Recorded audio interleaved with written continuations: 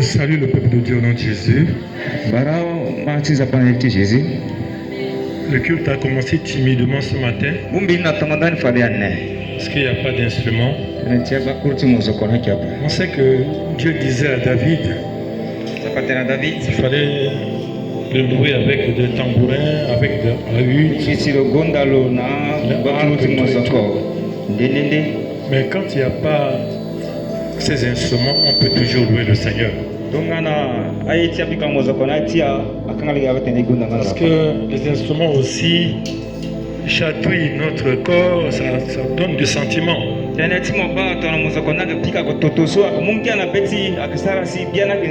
Mais Dieu est souvent dans le calme et le silence. Amen. Ne croyons pas que c'est dans des chants chauds que Dieu est dedans, non. Dieu est dans le calme et le silence. Amen. Et nous sentons que Dieu était là ce matin et Dieu est là présent au milieu de nous.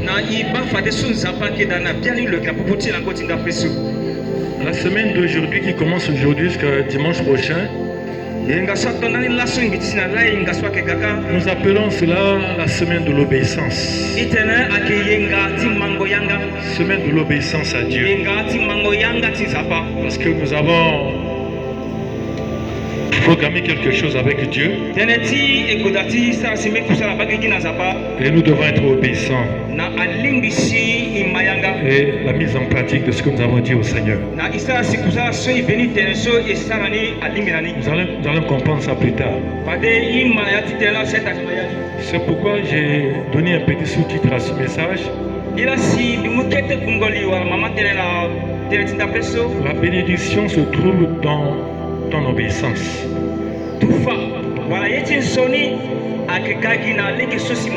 C'est quand tu obéis à Dieu. Tu écoutes la parole, tu obéis et tu mets en pratique que tu reçois la bénédiction. Amen. La mise en pratique de la parole de Dieu apporte la bénédiction. C'est vrai, nous attendons, nous demandons que Dieu nous bénisse. Mais nous ne voulons pas mettre en pratique la parole de Dieu. Si nous ne mettons pas en pratique la parole de Dieu, la bénédiction ne viendra pas. Quand nous parlons la Bible, nous voyons des gens qui ont obéi à Dieu. Ils sont appelés de fois des héros de la foi. Parce que cela a commencé par l'obéissance. Ils ont obéi à Dieu. Ils ont fait ce que Dieu leur a demandé de faire. Ils sont appelés des héros. S'ils n'avaient pas mis en pratique la parole de Dieu, on ne pourra pas les appeler des héros. Nous allons lire la parole de Dieu dans Genèse. Genèse chapitre 12. Genèse chapitre 12. L'exemple de ce papa qu'on appelle Abraham et que nous prions aujourd'hui. Si Abraham n'avait pas obéi à Dieu, il ne devait pas être aujourd'hui appelé père de multitude ou père de la foi, parce qu'il a écouté la voix de Dieu. Il a fait ce que Dieu lui a demandé de faire. C'est pourquoi nous le prions aujourd'hui. On dit l'Éternel dit à Abraham, va-t'en de ton pays, de ta patrie et de la maison de ton père, dans le pays que je donnerai. Je ferai de toi une grande nation. Je te bénirai. Je rendrai ton nom grand. Et tu seras une source de bénédiction. Je bénirai ceux qui te béniront. Et je maudirai ceux qui te maudiront. Et toutes les familles de la terre seront bénies en toi. Abraham partit comme l'Éternel lui avait dit. Et l'autre partit avec lui. Abraham était âgé de 75 ans lorsqu'il sortit de Charan. L'Éternel dit à Abraham. En Israël, entre-temps, quand on prononce le nom de l'Éternel, c'est le vrai Dieu. Dieu a donné ce nom éternel aux enfants d'Israël pour qu'on puisse distinguer les enfants d'Israël de d'autres peuples. Quand le peuple d'Israël parlait le nom de l'Éternel, on savait que ce peuple était différent des autres peuples. Et on reconnaîtra le peuple d'Israël par le nom de l'Éternel. Et nous aussi aujourd'hui, nous sommes les enfants de Dieu. Parce que nous sommes, Dieu nous a mis à part. Parce que son nom est invoqué sur nous. Nous devons nous distinguer des autres peuples de la terre. Distinguer les gens du monde. Par notre comportement, par notre action, par notre manière de faire notre caractère. Les gens doivent nous distinguer. Nous sommes le peuple différent. Parce que le nom de l'Éternel est invoqué sur notre vie. Amen. Et Dieu va parler à Abraham. Il demande à Abraham de quitter, d'aller à Charan. De quitter sa famille, de quitter sa patrie, d'aller à Charan. Il ne connaissait pas ce lieu. Mais quand Dieu lui a parlé, il a écouté la voix de Dieu, il est parti, s'est levé, il a pris son neveu, l'autre avec lui, sont partis. Amen. Amen. Ça qui a qualifié Abraham de père de la foi. Parce qu'il n'a pas douté de ce que Dieu lui a demandé de quitter. Certainement dans son pays, dans son village natal, il avait beaucoup de biens. On lui dit qu'il a tout laissé et il est parti là où Dieu lui a montré. Amen. Quand Dieu nous parle, il y a un ennemi. L'ennemi qui nous fait échouer souvent, qui bloque la main de Dieu pour ne pas que nous puissions avoir sa bénédiction, c'est le doute. C'est le doute. Voilà. Le doute. Il a douté une seule fois. Il a écouté la voix de Dieu. Il a exécuté, il est parti. Et Dieu a dit que comme il a écouté et qu'il est parti, il va faire d'Abraham une source de bénédiction. Il va faire d'Abraham la source de bénédiction. Parce qu'il a obéi et il a mis en pratique la parole de Dieu. Je bénirai ceux qui te béniront. Et je maudirai ceux qui te maudiront. Et toutes les familles de la terre seront bénies en toi. C'est pourquoi nous prions Dieu d'Abraham, d'Isaac et de Jacob. Parce qu'il a marché dans l'obéissance avec Dieu. Comme il a marché dans l'obéissance avec Dieu, Dieu a béni Abraham. Dieu a béni Abraham. L'obéissance, c'est la source de notre bénédiction. Je disais au départ que ces 2 semaines sont appelées semaines de l'obéissance. Pourquoi? Parce qu'on avait dit que le mois de janvier, c'est le mois des prémices. Vous vous rappelez que c'est le mois de prémices. On avait dit que la première semaine, à partir d'aujourd'hui, et la semaine prochaine, c'est la semaine des prémices. Tout ce que nous allons recevoir au mois de janvier sera pour Dieu. Nous allons donner ça à Dieu. Et si nous sommes obéissants et que nous mettons cela en pratique, nous allons voir la bénédiction sur notre vie durant toute cette année. Ça commence par là, l'obéissance. de Dieu. L'obéissance, c'est la mise en pratique. Tu veux être béni? Alors, sois obéissant et que tu mets en pratique ce que Dieu t'a demandé de faire. À partir de cette semaine, aujourd'hui, ce dimanche et le dimanche prochain. C'est pourquoi j'ai dit les semaines de l'obéissance à Dieu. Le doute peut t'amener à dire qu'il y a des difficultés.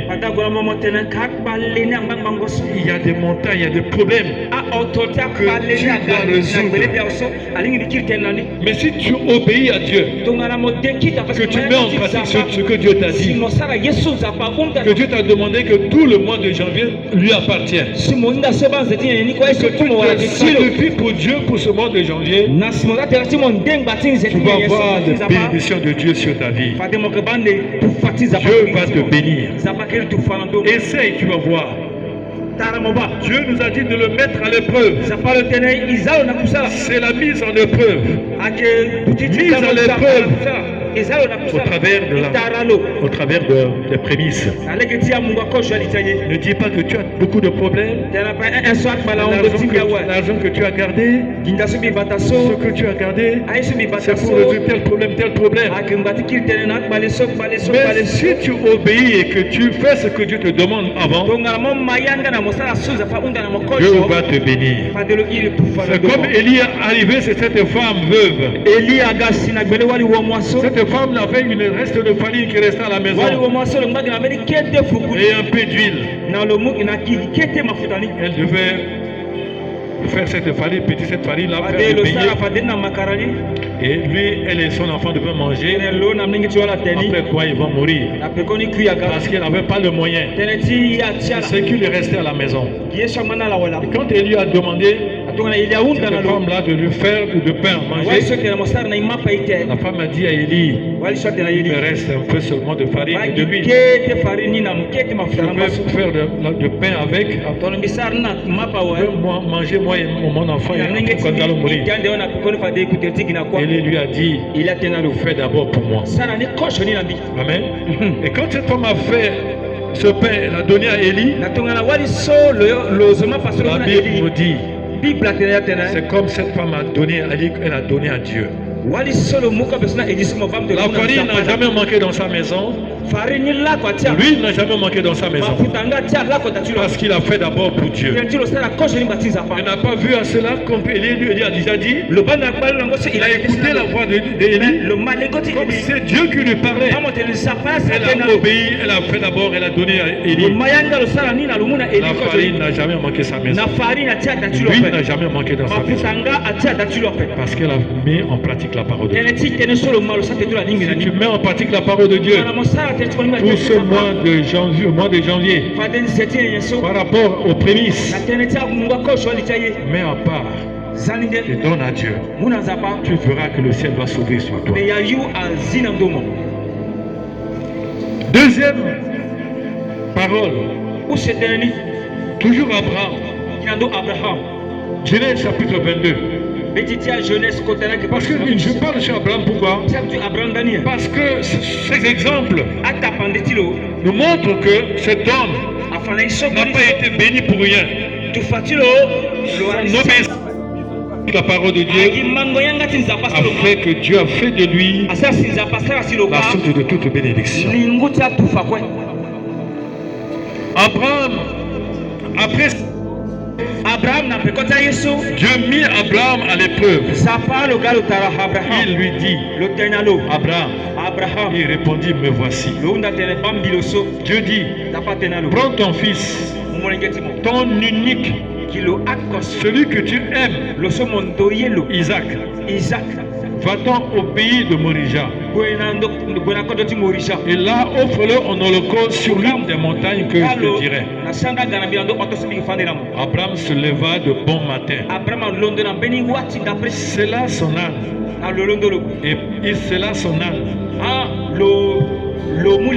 Voilà. Et prit avec lui 2 serviteurs et son fils Isaac. Il vendit du bois pour l'Holocauste. Il partit pour aller au lieu que Dieu lui avait dit. Le troisième jour, Abraham leva les yeux et vit le lieu de loin. Et Abraham dit à ses serviteurs, restez ici avec l'âne. Moi et le jeune homme, nous irons jusque là pour adorer. Et nous reviendrons auprès de vous. Abraham prit le bois pour l'Holocauste, le chargea sur son fils Isaac et porta dans sa main le feu et le couteau. Ils marchèrent tous deux ensemble. Alors Isaac parlant à Abraham son père, il dit, mon père. Et il répondit, me voici. Mon fils Isaac. Non, mon fils. Isaac prit. Isaac reprit. Voici le feu et le bois. Mais où est l'agneau pour l'Holocauste?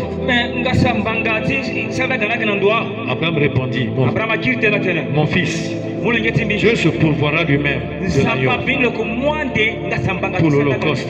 Et ils marchaient tous deux ensemble. Lorsqu'ils furent arrivés au lieu que Dieu lui avait dit, Abraham y éleva un autel. Il rangea le bois. Il lia son fils Isaac et lui mit sur l'autel par-dessus le bois. Il mit sur l'autel par-dessus le bois. Puis Abraham étendit la main et prit le couteau pour égorger son fils. Alors l'ange de l'Éternel l'appela des cieux et dit, Abraham, Abraham. Et il répondit, me voici. L'ange dit, n'avance pas ta main sur l'enfant et ne lui fais rien.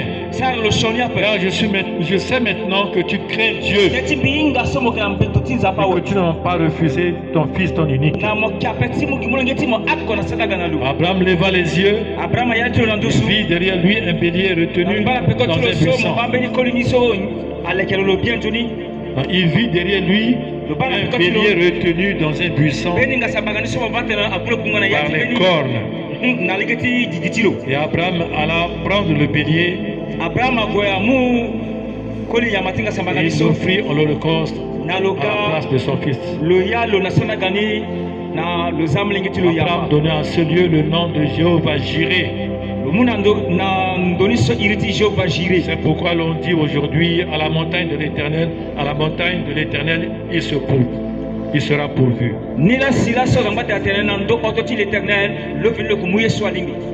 C'est le même Abraham qui a obéi à Dieu, qui a quitté sa terre, qui est allé à Charan, là où Dieu l'a indiqué. Ce même Abraham qui a attendu un fils depuis des années, il a fait un faux pas à sa femme. Sa femme Sarah qui lui a donné Agar. Parce qu'ils ont patienté, ils ont attendu l'enfant de la promesse. L'enfant n'est pas venu. Et la tentation est venue. Sarai a poussé Abraham, la servante entre les mains d'Abraham. Et qui a fait qu'ils ont eu un enfant qu'on appelle Ismaël, qui est devenu aujourd'hui l'ennemi des enfants de Dieu. C'est pas la tentation. Ce même Abraham-là, Dieu lui a accordé maintenant Isaac, l'enfant de la promesse. Et cet enfant qu'il attendait depuis des années, maintenant pour un test de foi, Dieu a demandé à Abraham d'aller lui sacrifier son fils unique, Isaac. Abraham n'a pas dit quelque chose. Il n'a pas hésité. Il n'a pas douté. Il n'a pas dit à sa femme. Il s'est levé promptement un matin. Il a pris Isaac avec ses deux serviteurs. Ils ont mis de bois sur l'âne. Chemin vers la montagne, Dieu lui a montré. Et en chemin, arrivé à un certain moment, quand Abraham a vu la montagne où Dieu lui a dit d'aller sacrifier, il a demandé à ses serviteurs de s'arrêter ici. C'était un secret entre lui et Dieu. Il a pris Isaac. Il a pris le bois. Il a avancé avec Isaac vers la montagne. Et Isaac demande à son père. Mais papa, mais tu dis que nous allons faire un sacrifice. Mais où est le mouton de sacrifice? Abraham a dit à son fils, Dieu se pourvoira. Ils sont arrivés au niveau de la montagne. Il a pris Isaac. Il a attaché Isaac. Maintenant, il a fait un autel. Il a mis le bois sur l'autel. Il a pris Isaac. Maintenant, il a mis sur l'autel. Afin d'égorger Isaac comme le sacrifice qu'il devait offrir à Dieu. La Bible nous dit que c'est son enfant unique. Ce qui était cher pour lui. Ce matin, dans le titre que je vous ai donné, semaine de l'obéissance. L'obéissance d'Abraham lui a valu d'être le père de la foi.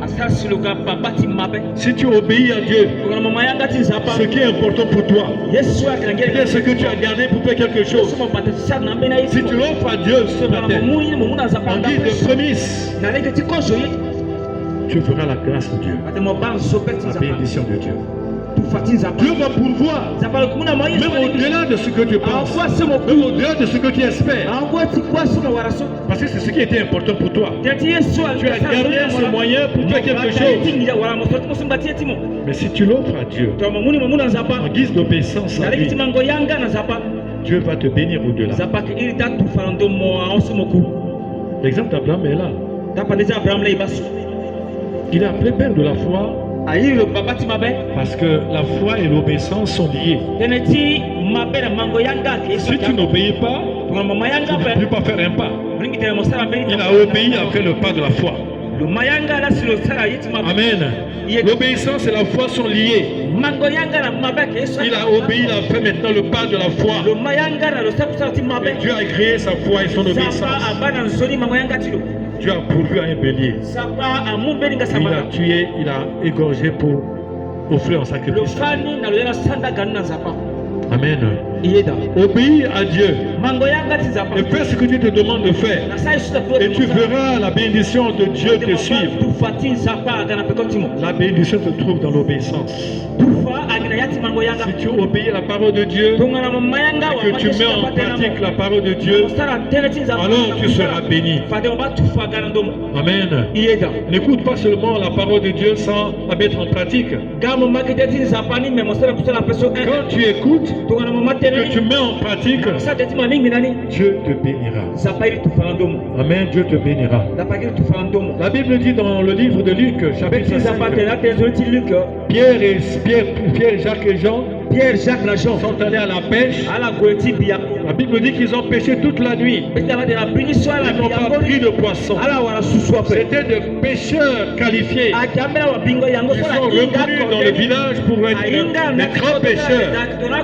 Ils ont pêché toute la nuit. Ils n'ont rien pris. Découragés, ils étaient en train de retourner à la maison. Ils ont croisé Jésus au bord de la mer. Et Jésus leur dit maintenant. Jésus sentait que c'est des grands pécheurs. Ils ont péché, fatigués, n'ont pas trouvé de poisson. Ils sont sur le chemin de retourner à la maison. Jésus les a croisés. Jésus demande à Pierre de retourner encore et d'aller jeter le filet. Pierre a voulu douter. Parce qu'ils savaient qu'il était un grand pécheur. Mais ils ont péché cette nuit-là, ils n'ont rien pris. Et Jésus dit, Pierre, retourne encore dans la pirogue. Va jeter ton filet. Pierre dit, mais Seigneur, nous avons prêché toute la nuit. Nous n'avons rien pris comme poisson. Parce qu'il était un pêcheur de qualité. Il savait comment faire la pêche. Mais il n'a rien pris. Voilà le doute qui voulait venir dans le cœur de Pierre. Amen. Mais Jésus lui dit, Pierre, vas-y, jette ton filet. Quand il a jeté son filet, il a pris des poissons. Amen. Et c'est pourquoi je vous dis ce matin, si tu veux faire un geste, si tu veux obéir à la parole de Dieu aujourd'hui, ce que Dieu a mis dans ton cœur, de donner pour les prémices, aujourd'hui et le dimanche prochain, alors fais-le librement. Ne laisse pas le doute venir envahir ton cœur. Ne laisse pas le doute empêcher ta bénédiction de venir. Le doute allait empêcher la pêche fructueuse. Il s'est dit, mais je vais quand même essayer. Il est allé essayer. Il a jeté le filet. Ils ont pris de gros poissons. Beaucoup de poissons. Alors ce matin, obéis la parole de Dieu. Obéis pour le mois de janvier. Je te dis, le mois de janvier, c'est un mois mis à part pour lui. Tout ce que tu vas recevoir comme prémisse en ce mois, donne-la à Dieu. Donne-la à Dieu. Pour voir le ciel s'ouvrir sur toi. Et tu seras béni. Abraham a vécu cela avec le Seigneur. Il a donné son fils unique. Ce qui était cher pour Abraham, il a sacrifié à Dieu. Sans doute, sans inquiétude. Il n'a pas hésité. Il a donné à Dieu. Et Dieu a pourvu. Dieu va pouvoir. Quelles que soient tes difficultés, quels que soient tes programmes, des projets que tu as déjà faits, sans Dieu, ces projets ne peuvent pas se réaliser. Sans Dieu, les projets ne peuvent pas se réaliser. C'est Dieu qui va ouvrir les portes pour que ces projets puissent se réaliser. Fais d'abord pour Dieu. Fais d'abord pour Dieu. Comme cette femme-là, fais d'abord pour Élie. Et Dieu l'a béni au-delà. Dieu va te bénir au-delà. Si tu obéis et que tu fais d'abord la part de Dieu, Dieu va te bénir au-delà. Voilà ce que j'ai à vous dire ce matin. La semaine de l'obéissance. Ne manque pas cette occasion. Aujourd'hui, dimanche prochain, obéis à Dieu. Fais ce que Dieu te dit. Donne les prémices de tes revenus. Et Dieu te bénira au-delà. Abraham a sacrifié son fils unique. Il n'a pas hésité. Et Dieu a pourvu à cela. Jéhovah Jireh, Dieu pourvoira. Dieu pourvoira tes besoins. Ne laisse aucun doute que le doute ne vienne pas te séparer de la bénédiction de Dieu. Donne librement. Et Dieu te bénira. La bénédiction de Dieu soit sur nous tous.